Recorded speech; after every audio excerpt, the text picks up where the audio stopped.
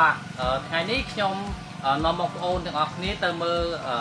ពីសកម្មភាពប្រមូលផលបន្លែរបស់ខ្ញុំនៅក្នុងកសិដ្ឋានអញ្ចឹងបាទអញ្ចឹងសូមតាមដានទាំងអស់គ្នា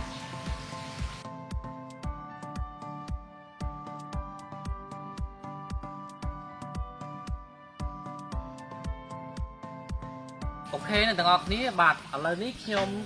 មកដល់រោងបន្លែរបស់យើងហើយដែលគ្រប់អាយុដែលត្រូវប្រមូលផលនេះស្ពៃកញ្ញារបស់យើងដែលមានអាយុ30ថ្ងៃហើយបាទហើយឥឡូវហ្នឹងវាមានគ្រប់អាយុដែលយើងត្រូវប្រមូលផលបានហើយអញ្ចឹងអ្នកទាំងអស់គ្នាតាមដានពីសកម្មភាពដែលខ្ញុំប្រមូលផលបន្លែហ្នឹងទាំងអស់គ្នាបាទ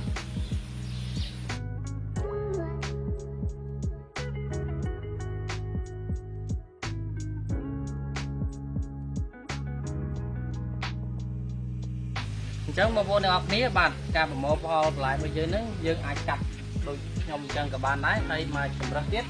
គឺយើងអាចដកអញ្ចឹងក៏បានដែរហើយយកមកកាត់នេះដូចខ្ញុំដកទុកខាងនេះអញ្ចឹងណាបាទដកអញ្ចឹងហើយយើងយកមកកាត់នៅក្រោមក៏បានដែរអត់ជាបញ្ហាអីទេដូចខាងក្រោមនេះអញ្ចឹង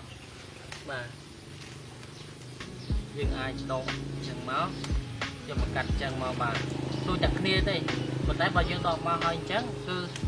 វាស្រួលជាងកាត់នៅខាងលើប៉ុន្តែយើងវាថាសារធាតុចិញ្ចឹមរបស់យើងវាហូរតាមទឹកអញ្ចឹងវាហូរតិចឬក៏វាអស់ច្រើនតែបើសិនជាយើងដកច្រើនគុំអញ្ចឹងបាទអញ្ចឹងអានឹងអាស្រ័យលើបងប្អូនទេបងប្អូនថាចង់កាត់បែបមិនក៏បានដែរអាស្រ័យលើបងប្អូនអញ្ចឹង